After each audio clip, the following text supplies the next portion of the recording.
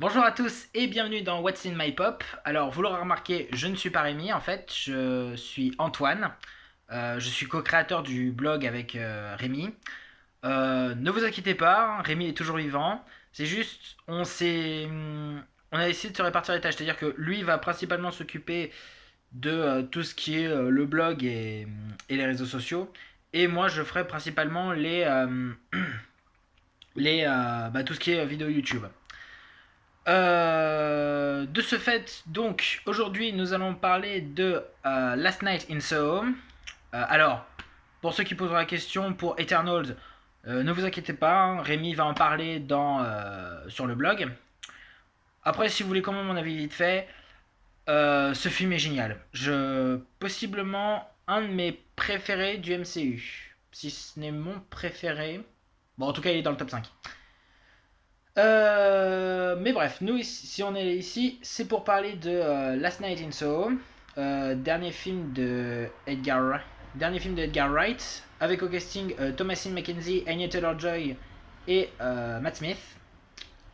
L'histoire est celle d'Héloïse, une jeune femme passionnée de mode qui va à Londres parce qu'elle est inscrite là-bas à une école de créatrice en fait. Et chaque nuit, elle se retrouve dans le Londres des années 60 où elle va suivre en fait une jeune chanteuse à en devenir, Sandy. Et elle va donc décider d'enquêter sur son meurtre, tandis que dans le présent, le temps commence à se dégrader. Ce film est une tuerie. J'avais pas enfin j'allais dire j'avais pas beaucoup de temps. Si, j'avais attendu quand même beaucoup de ce film. Hein. Les bandes annonces avaient l'air sympa. C'est réalisé par Edgar Wright. J'ai un énorme crush sur Anya Taylor-Joy. Mais après, je suis pas forcément film d'horreur. Et, euh, et donc voilà, j'en avais pas forcément des masses d'attentes. Et ben putain, la claque que ce film m'a donné. Le. Je, je sais même pas par où commencer. On va commencer par la mise en scène. Euh, Déjà, bon, si vous avez vu les précédents films d'Edgar Wright, vous savez que le mec gère au niveau de la mise en scène. Mais là, je crois que c'est même encore plus dingue que dans pas mal de ses films. Genre, déjà, il y a un excellent jeu de lumière, notamment dans les scènes qui se déroulent dans les années 60. Et en plus de ça, euh, il y a des. Et justement, puisqu'on parle des scènes dans les années 60, il y a des moments où les. Bah, vu qu'en plus ça alterne souvent entre les deux actrices, Thomasin McKenzie et Anya Taylor-Joy, ça donne des scènes absolument dingues. Genre bah, la danse, les moments où elle danse avec Matt Smith, pour avoir vu le making-of, je pense que ils ont galéré pour faire cette scène. Parce que surtout au niveau de la coordination, que ce soit pour le réalisateur, pour les acteurs, pour tout le monde, niveau organisation, ça a dû être un calvaire. Mais en tout cas, pour ce que ça a donné, ça valait le coup. Euh, Après, je parle de ça, mais il y a aussi les scènes horrifiques qui fonctionnent superbement bien. Euh, Il y a aussi, euh, il y a aussi des moments, bah, beaucoup de plans séquences qui sont ultra efficaces.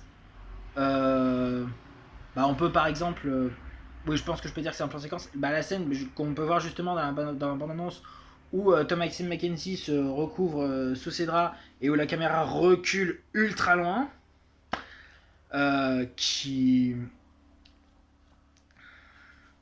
qui marche super bien. En plus, ce qui est malin, c'est qu'ils la font durer, donc ça veut dire que c'est presque. T'as limite l'impression que c'est sans fin. Euh, Ce qui est génial aussi, c'est la musique. Alors, la musique de Stephen Price fonctionne, mais elle est pas aussi mémorable que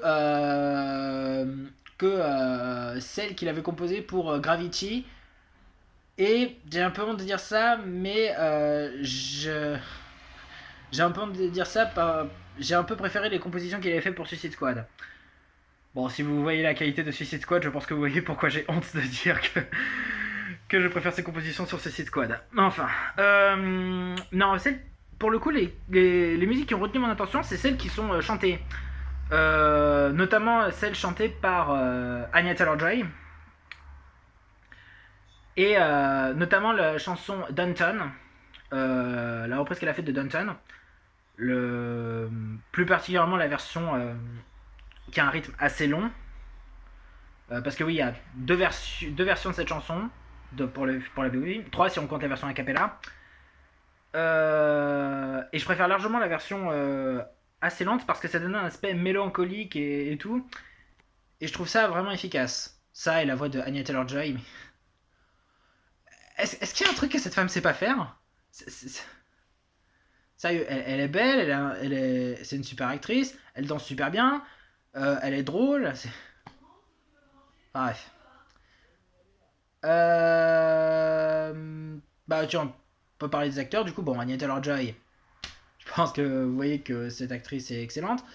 Je pense que vous avez compris que j'adore cette actrice au bout d'un moment. Matt Smith, il est glaçant.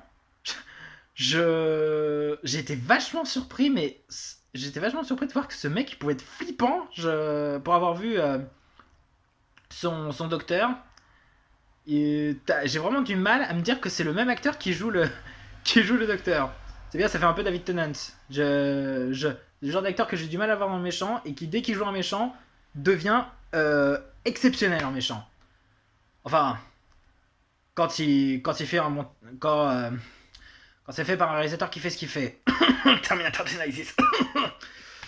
Thomasine McKenzie aussi est excellente. J'avoue, j'ai pas forcément regardé ce qu'elle avait fait avant, mais en tout cas là-dedans, elle est excellente. Et ça fait aussi plaisir de revoir Terrence Stamp. Pour ceux qui ne verraient pas ses odes dans les vieux Superman, ceux avec Christopher Reeve. Mais à mon sens, ce qui m'a le plus bluffé, c'est l'histoire. Alors, j'ai longuement hésité à... Enfin, j'ai longuement essayé de trouver un moyen de vous dire à quel point l'histoire est géniale, sans spoiler le film. Mais je dois me rendre à l'évidence, j'y arriverai pas. Du coup, je vous préviens tout de suite, à partir de là, je vais spoiler comme un malade. Donc, si vous n'avez toujours pas vu le film, quittez cette vidéo tout de suite. Je peux même pas dire le coup, je peux même pas faire le coup du si vous en foutez des spoilers, vous pouvez rester. Parce que je suis du genre à m'en foutre des spoilers et j'aurais vraiment pas aimé qu'on me spoil cette partie-là. Donc, voilà, si jamais vous avez toujours pas vu le film, allez, si jamais vous n'avez pas vu le film, quittez cette vidéo, allez le voir et revenez après. Voilà, je vous laisse 3 secondes. 3, 2, 1. Vous restez? Ok. Donc, comme j'ai dit, le film est principalement une enquête. Bon, il y a beaucoup d'éléments horrifiques évidemment, hein, ça, notamment avec les fantômes qui débarquent dans le 21e siècle. Mais voilà, c'est principalement une enquête parce que Héloïse, comme je l'ai dit, va principalement suivre le quotidien de la chanteuse appelée Sandy.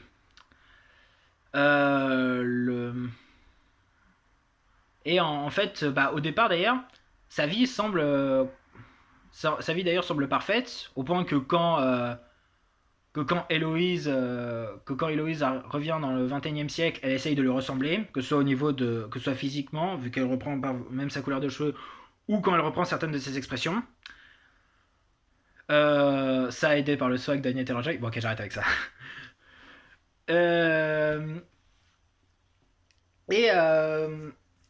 Mais au fur et à mesure, elle finit par se rendre compte que sa vie était très loin d'être parfaite, vu qu'elle était régulièrement abusée aussi bien physiquement que émotionnellement par Jack, Matt Smith donc, euh, qui lui disait que pour réussir dans la vie, elle était obligée de jouer les PUTE. Oui, je fais les. Je, comment dire ça je vais pas dire le nom directement, le mot directement parce que j'ai pas envie d'avoir des ennuis avec YouTube. Je pense que Rémi comprendra. Mais bref, du coup, et en fait, à un moment, elle voit, comment dire ça Et en fait, à un moment, elle voit Matt Smith justement, pardon, Héloïse voit Jack euh, qui semble poignarder Sandy. Donc forcément, bah, elle va essayer de prouver ce qu'il a fait. Et elle tombe régulièrement sur un vieil homme qui semble être Jack plus vieux, donc, qui est d'ailleurs joué par Terence Stamp. Et, et qui donc justement semble la reconnaître. Et donc, justement, Héloïse va essayer de la faire plonger. Seulement après une dispute où, le vieux semble. Le vieux se fait tuer. Enfin, il sort dans la rue et il se fait écraser par une voiture. En fait, on lui révèle que ce mec n'était pas Jack, mais un flic que Sandy avait rencontré à l'époque et qui justement avait essayé de l'aider. Après, j'en veux pas spécialement à Héloïse d'avoir confondu parce que bon, le mec était assez flippant, faut dire ce qui est. Mais bref, après ça, bah, elle essaye de. Héloïse en a un peu marre de ses conneries et essaye donc de quitter Londres et va donc essayer de négocier avec la femme en fait avec la vieille dame qui qui est en fait la propriétaire de l'endroit où elle crèche. Le truc c'est que la vieille dame en question, Héloïse finit par découvrir que la vieille dame en question c'est Sandy qui bah du coup n'est pas morte. En fait les visions lui avaient pas tout montré. Parce qu'en fait Sandy avait en fait Sandy avait en fait Jack avait effectivement essayé de tuer Sandy avec un couteau, mais cette dernière est parvenue à l'arrêter, à retourner le couteau contre lui. Et après ça, elle a commis différents meurtres sur les personnes qui justement sur d'autres hommes qui justement avaient abusé d'elle. Et c'est assez bien vu parce que en fait ce twist il était préparé depuis un moment. Déjà, en fait, il y a un moment à la bibliothèque où elle recherche différents trucs, en fait, où elle essaye de faire plonger Jack, et justement, elle recherche des informations sur le prétendu meurtre, du coup, de Sandy. Alors, bon, du coup, évidemment, elle trouve rien, mais elle trouve quand même des articles sur des hommes qui ont été tués durant cette période. Et évidemment, elle comprend que c'est Sandy qui les a tués. Il y a ça, il y a aussi la phrase que Sandy dit régulièrement, tu sais où me trouver, qui, du coup, tu te dis, bah non, qu'est-ce que tu veux dire par là? Sauf que si, vu qu'elle était sous ton œil depuis le début, ça, et quand tu y réfléchis 2 secondes, bah Sandy l'avait dit directement à plusieurs reprises, c'est juste, on fait pas forcément gaffe. C'est un peu comme la révélation que Elijah a fait dérailler le train dans Incassable. Oui, désolé pour le spoiler de Incassable. De toute façon, on est en zone spoiler, là je me permets tous les spoils que je veux. Au fait, Dark Vador c'est le père de Luke. euh, mais bref. Donc c'est assez. Donc voilà, le twist fonctionne magnifiquement bien. Et j'ai un peu versé ma petite. Parce qu'en fait, évidemment, les fantômes. Il y a aussi les fantômes des hommes qu'elle a tué, que Sandy a tué, qui harcèlent régulièrement Héloïse.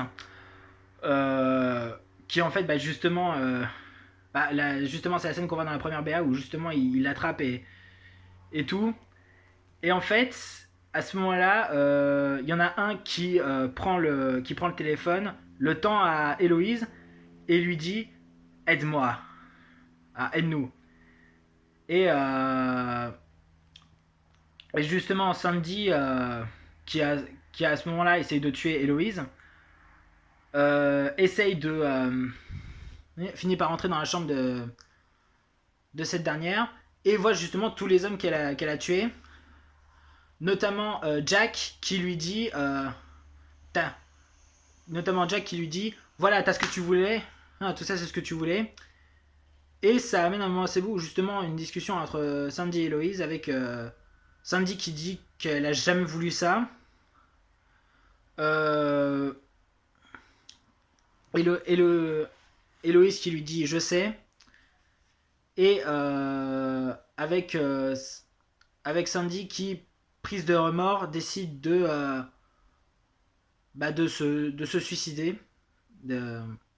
Ouais, j'allais dire dirons-nous, non, clairement c'est un suicide. Et,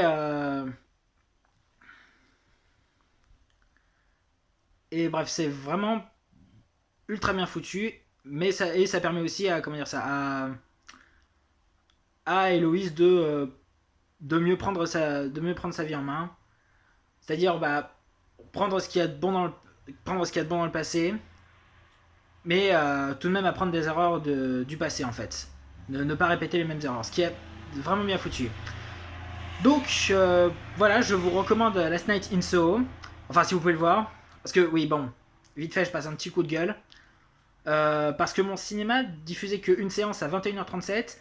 Et encore, je fais partie des plus chanceux. Parce que de ce que j'ai vu sur Twitter, il y avait des cinémas qui le diffusaient pas du tout. Et c'est une honte.